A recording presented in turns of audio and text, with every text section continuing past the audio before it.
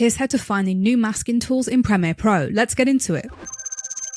Previously in Premiere Pro, you would have selected your clip, then come up to Effect Controls, and under Opacity, you would have seen the masking controls for your clip.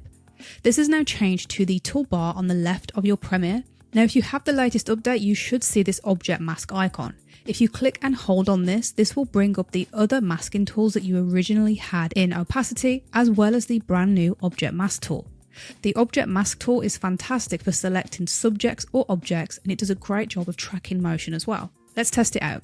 So I'm going to select this and then hover over my subject. As we can see there, my subject is highlighting in red. If we just click on the subject like so, it's going to create a mask over our subject, and it will create a new unassigned mask in our effect controls.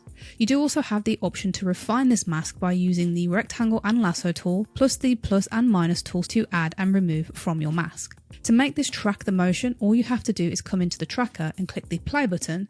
This is going to analyze your footage and track the mask of your subject. This mask can then be used to remove the background, for example. If we want to remove the background, you just have to drag it into the effect you want to apply it to, and then it will remove the background like so. As we can see there, that's done a fantastic job. If you want to use the other masking tools, you can just come back into the object mask and then click on any of the other masking tools.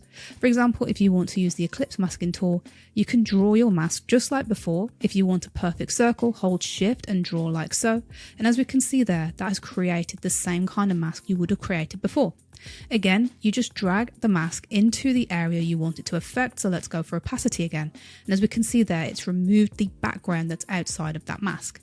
The same can be true for all of the other masks within this object mask menu. You just have to go a different way to find them, and that's all there is to it.